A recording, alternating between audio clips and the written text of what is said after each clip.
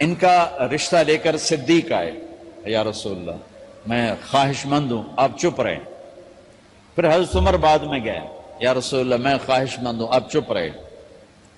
تو عبد الرحمن بن عوف رضی اللہ تعالیٰ نے حضرت علی سے کہا، علی تو جا، تجھے دے دیں گے۔ وہ کہنے لگے میں تو بہت غریب ہوں، مجھے کہاں دیں گے؟ حضرت علی کا ذاتی گھر بھی نہیں تھا، کسی سے ایک کوٹھا مانگ کے اس میں رہ رہے تھے مدینہ میں۔ کہا نہیں تو جا جا۔ تو یہ مسجد میں پہنچے، اللہ کے نبی کو دیکھا تو ایسا روب طاری ہوا کہ بولے ہی کچھ نہیں۔ اللہ کے نبی کو تو پتا ہے کہ کیا ہے اور کس لیے ہے۔ تو آپ نے کہا علی کیسے آئے؟ چپ۔ کہا لگتا ہے فاطمہ کے رشتے کے لیے آئے ہو؟ جی ہاں۔ تو آپ نے کہا انشاءاللہ، اتنا کہا انشاءاللہ، اور چپ ہو گئے۔ تو حضرت علی چپ کر کے اٹھ کے باہر آ گئے، صحابہ باہر کھڑے ہوئے تھے۔ تو کہنے لگے یار دیکھا نا، میں تمہیں پہلے ہی کہتا تھا مجھے نہ بھیجو، انکار ہو گیا، بولے ہی کچھ نہیں۔ تو حضرت عبد الرحمن بن عوف کہنے لگے جنہوں نے بھیجا تھا وہ کچھ تو کہا ہوگا، کہ بس انشاءاللہ کہا تو اللہ کے بندے ہاں ہو گئی، نبی کی انشاءاللہ ہاں ہوتی ہے، یہ ہاں کیوں نہیں کی؟ سبحان اللہ، اللہ اکبر، یہ ہاں کیوں نہیں کی؟ گھر گئے، فاطمہ علی کا رشتہ آیا ہے کر دوں، اس لیے ہاں نہیں کی۔ ہم تو بیٹیوں سے پوچھتے ہی نہیں، عیب سمجھتے ہیں بیٹیوں سے پوچھنا۔ جی میں گاں نو بن چھڑیا قلعے نال، ایویں اسی دیاں نو بن چھڑنے قلعے نال۔ مجھے ایک اپنی مطلب برادری لیول کے ایک خاتون کا فون آیا کہ مولانا پڑھایا مجھے لاہور میں اچھے کالجوں میں، اور میری منگنی کرتے وقت مجھ سے پوچھا ہی نہیں، اور ایک شرابی سے منگنی کر کے مجھے اطلاع دی اسی تیری منگنی کر چھڑی ہے، فلانی تاریخ نو تیرا نکاح بھی ہونا ہے۔ مجھے آج تک گلہ ہے، پوچھ لیتے، اگر نہیں پوچھا تھا چلو میں انہاں ساڑھے پنجاب وچ کوئی نہیں پوچھ دے، گاں مجھ دی طرح ٹور چھڑ دین، تو چلو اتنا تو ویکھ لیں دے بھی کم از کم شراب تا نہ پیندا۔ ایک شرابی نال میرا نکاح کر چھڑ، ساری زندگی اڈیاں رگڑ رگڑ میری گزر گئی۔ علی جیسا رشتہ آیا ہو تو اوپر سے حکم بھی آ چکا ہو کہ علی کو ہی دینا ہے، پھر آپ فاطمہ سے پوچھیں فاطمہ تیرا رشتہ آیا ہے علی کا کر دوں؟ حضرت فاطمہ نے ہاں کی تو پھر مسجد تشریف لائے۔ یہ آپ کو معاشرت سکھائی جا رہی کہ بیٹیوں سے بھی پوچھو، زندگی انہوں نے گزارنی ہے، تم نے تو نہیں گزارنی۔ بس میری غیرت دا سوال ہے، میں اتنا ہی کرنا نہیں تھا بیٹھی رہے۔ میری اپنی فیملی میں اتنی عورتیں بوڑھی ہو کے قبروں میں چلی گئیں، بس اتنا ہی کرنا نہیں کرنا تھا بیٹھی رہے، وہ بیٹھی رہ گئیں۔ یہ ظلم و ستم ہے جو تمہاری عدالت میں بھی نہیں آتا، کوئی کیس بھی نہیں ہوتا، لیکن اللہ کی عدالت میں کیس درج ہو چکا ہے کہ میرے نبی نے علی جیسے داماد کے لیے بھی پہلے پوچھا، حالانکہ اشارہ ہو چکا ہے۔ ابھی بتاتا ہوں میں۔ فاطمہ بیٹی علی کا رشتہ ہے کر دوں؟ انہوں نے کہا کر دیں، پھر کہا بلاؤ۔ پھر علی آئے کہ علی جمع کرو لوگوں کو، مسجد ساری بھر گئی، تو آپ ممبر پر تشریف فرما ہوئے، حضرت علی کو ایسے سامنے بٹھایا، کہ لوگوں مجھے جبریل اللہ کی طرف سے پیغام دینے آئے ہیں کہ میں اپنی بیٹی فاطمہ کا نکاح علی کے ساتھ کر دوں۔ آسمان سے وحی بھی آئی ہو اور پھر بھی پوچھا جائے، یہ میرے نبی کی معاشرت ہے۔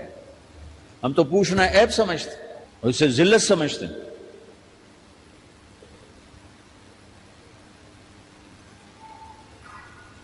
پھر آپ نے اتنا بڑا اہتمام کیا، مسجد نبوی پرانی جو آپ کے زمانے کی تھی، بہت بڑا ہال تھا، اس کا بھرا ہوا تھا، آپ نے سب کو شہد کا شربت پلایا، خود نکاح پڑھایا، نکاح کا خطبہ پڑھ کیا، پھر کہا علی میں نے فاطمہ بنت محمد کو 400 درم مہر کے عوض تمہارے نکاح میں دیا، تو نے قبول کیا؟ انہوں نے کہا جی میں نے قبول کیا، اور سجدے میں چلے گئے اور زور سے دعا مانگی، رب اوزعنی ان اشکر نعمتک التی انعمت علی وعلی والدی وان اعمل صالحا ترضاہ واصلح لی فی ذریتی انی تبت الیک واننی من المسلمین. میرے نبی نے کہا آمین، زور سے کہا آمین. نکاح ہو گیا. رخصتی ہوئی 6 مہینے بعد، 1 مہینے بعد، 1 سال بعد. 3 روایات ہیں، فوراً 4 روایات، لیکن زیادہ صحیح ہے دیر کے بعد، فوراً نہیں ہوئی، کچھ عرصے کے بعد رخصتی ہوئی. حضرت عقیل آپ کے بھائی وہ کہنے لگے علی اب رخصتی ہو جانی چاہیے. تو یہ دونوں مل کر آئے سلمان فارسی کے پاس کہ سلمان بھائی ہماری رخصتی کروا دو. سلمان فارسی کا بڑا احترام تھا. انہوں نے جا کر بات کی ام سلمہ رضی اللہ تعالیٰ عنہ سے. ام سلمہ نے بات کی اللہ کے نبی سے کہا ہاں آ جائے لے جائے. تو علی رضی اللہ تعالیٰ عنہ اپنی اونٹنی لے کر آئے. تو حضرت علی کا گھر وہ کرائے پر گھر تھا ایک کونے پر. تو وہاں اسما بنت امیس اور ام ایمن گئیں اور اس کے فرش کو لیول کیا، فرش میں سرخ مٹی ڈال کے اس کو لیول کیا اور دیواروں کی پوچا پاچی کی اور وہاں کھوٹیاں لگائیں کپڑے ٹانگنے کے لیے. آپ نے حضرت عائشہ، حضرت ام حبیبہ، حضرت ام سلمہ سے فرمایا تمہیں پتہ ہے نا مجھے فاطمہ سے کتنا پیار ہے، اسے دلہن بناؤ. دلہن بنانا بھی سنت ہے، دلہن بناؤ، دلہن بناؤ. تو آپ کو دلہن بنایا گیا. پھر علی رضی اللہ تعالیٰ عنہ تشریف لائے سلمان فارسی اور عقیل کے ساتھ. اونٹنی کو دروازے پر بٹھایا تو آپ نے علی کا ہاتھ پکڑا، اندر تشریف لے گئے اور فاطمہ کا ہاتھ پکڑ کے علی کے ہاتھ میں دیا اور کہا بیٹی مجھے اپنے خاندان میں جو سب سے زیادہ محبوب تھا میں نے تیرا ہاتھ اس کے ہاتھ میں دیا ہے. پھر کہا علی تجھے نبی کی بیٹی مبارک، نبی کی بیٹی مبارک. پھر آپ نے اسے پیالے میں پانی منگوایا اور اس میں آخری 2 سورتیں پڑھ کے دم بھی کیا، تھوک بھی ڈالا. پھر اس میں سے انگلیاں ڈال کے ان کے سینے پر چھڑکا کہ دونوں پی لو، دونوں کو پلایا. پھر باہر تک چھوڑنے آئے. حضرت علی نے آپ کو اونٹنی پہ بٹھایا. آپ نے 2 عورتوں کو ساتھ بھیجا، ام ایمن اور اسما بنت عمیس. یہ چھوٹی سی بارات جا کر علی کے گھر اتری اور آپ نے حضرت علی سے فرمایا کہ میں عشاء پڑھ کے آؤں گا، میرا انتظار کرنا ہے. تو عشاء کی نماز کے بعد آپ تشریف لے گئے. آپ نے دوبارہ پیالے میں پانی منگوایا اور اس پر آخری 2 سورتیں پڑھ کے دم کیا. پھر ان کے سینے پر چھڑکا، یہاں بازوؤں پر چھڑکا اور کمر پر چھڑکا اور دعا دی اللہم اسد جدہما وجمع شملہما وبارک علیہما واخرج منہما ذریۃ صالحہ. یہ دعا دی آپ نے اس وقت کہ میرے مالک ان کے جمع ہونے میں برکت عطا فرما اور ان کو سعادتیں عطا فرما اور ان کو نیک اولاد عطا فرما. یوں میرے نبی نے اپنی بیٹی کو رخصت فرمایا. اگلے دن آپ نے حضرت علی کو بلا کے فرمایا علی ولیمہ بھی کرنا ہے. کہنے لگے یا رسول اللہ میرے پاس تو کچھ نہیں. تو آپ نے کہا تو سعد بن ابی وقاص کہنے لگے یا رسول اللہ میرے پاس ایک چھترا کھڑا ہے، چھترا لاؤ. ذبح کیا گیا. آپ نے اس میں چھوارے ڈلوائے، قورمہ بنوایا، قورمہ. اور اپنی طرف سے حضرت علی کو پیسے دیے کہ جاؤ چھوارے، گھی، شہد خرید کے لاؤ. تو علی رضی اللہ تعالیٰ نے 5 درم کے چھوارے خریدے اور 3 درم کا شہد خریدا اور 1 درم کا گھی خریدا. 9 درم تھے ٹوٹل. تو آپ نے کافی سارا آ گیا تو چھواروں کی گٹھلیاں نکلوا کے ان کو پسوایا، پھر شہد اور گھی میں ملایا اور ایک سویٹ ڈش تیار کی اور اس کو حضرت علی کے ولیمے میں آپ نے اپنی طرف سے پیش کیا. تو اس دن تازہ روٹی جو کی پکائی گئی اور دیگ پر میرے نبی خود بیٹھے کھانا کھلانے، تقسیم کرنے خود بیٹھے. اب ایک چھترا ہے، 13-14 کلو گوشت ہے، 15 کلو، تو 50 آدمی کھا لیں گے. آپ نے کہا سارے مدینے کو دعوت ہے، سارے مدینے والے جتنے بھی آئے اور میرے نبی خود دیگ سے نکال کے کھلاتے رہے. سارا مدینہ ولیمہ فاطمہ کا کھا گیا اور دیگ بھری پڑی تھی. تو ولیمے میں تکلف جائز ہے، سادگی بھی جائز ہے. سادگی بھی سنت ہے، تکلف بھی سنت ہے. ہاں جو ہماری خرافات ہیں، فضولیات ہیں، یہ تباہ کن ہیں، ان سے بچنا بڑا ضروری ہے. اور بھائیو کسی کی شادی ہو، جس کی بیٹی کو لے جا رہے ہو اسے عزت دینا. اور یہ جو جا رہی ہے یہ ان کو اپنا ماں باپ سمجھے، اپنے خامن کے ماں باپ کو اپنے ماں باپ سمجھے.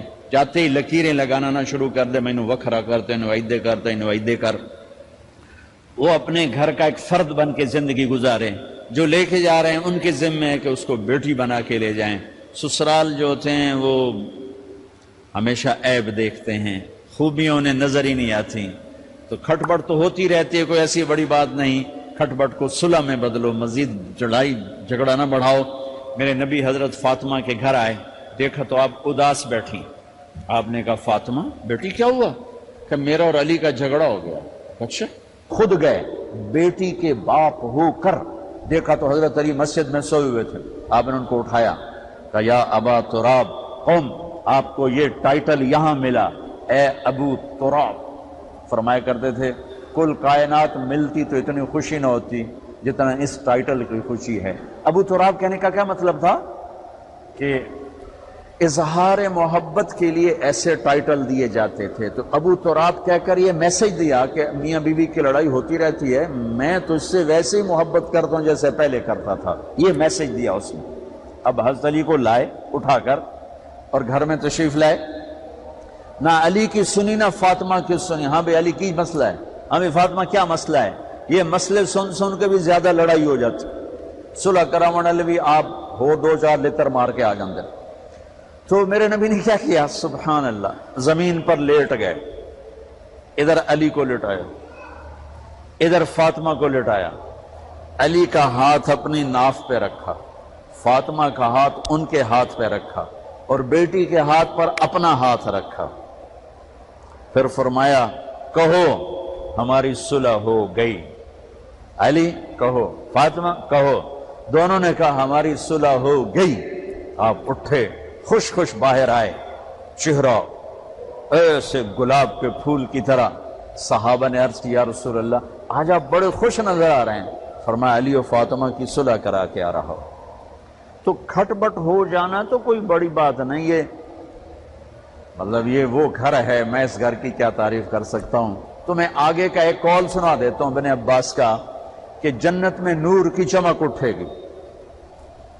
سارے جنتی کہیں گے یہ نور کیسا نور ہے بھائی جو ساری جنت کے نور پر چھا گیا؟ تو فرشتے بتائیں گے کہ او جنت الفردوس میں علی و فاطمہ بیٹھے ہیں، کسی بات پہ ہنسے ہیں، ان کے دانتوں سے جو نور نکلا ہے اس نے جنت کو روشن کر دیا. لیکن کھٹ پٹ یہاں بھی ہو گئی. ان سے بڑا گھر میرے نبی کا ہے، وہاں بھی کھٹ پٹ. ایک دفعہ آپ نے حضرت عائشہ سے کہا مجھے پتہ لگ جاتا ہے جب تو مجھ پہ ناراض ہوتی ہے، مجھے پتہ چل جاتا ہے. انہوں نے عرض کی یا رسول اللہ آپ کو کیسے پتہ چلتا ہے؟ کہ جب تو مجھ پہ ناراض ہوتی ہے نا تو قسم اٹھاتے ہوئے کہتی ہے ابراہیم کے رب کی قسم، اور جب مجھ پہ راضی ہوتی ہے تو پھر تو قسم اٹھاتے ہوئے کہتی ہے محمد کے رب کی قسم. کہے سے مجھے پتہ چل جاتا ہے جب تو کہتے ہیں نا ابراہیم کے رب کی قسم تو مجھے پتہ چل جاتا ہے کوئی کھٹ بٹ ہو گئی ہے. تو نبی کے گھر میں بھی ہو جاتی ہے.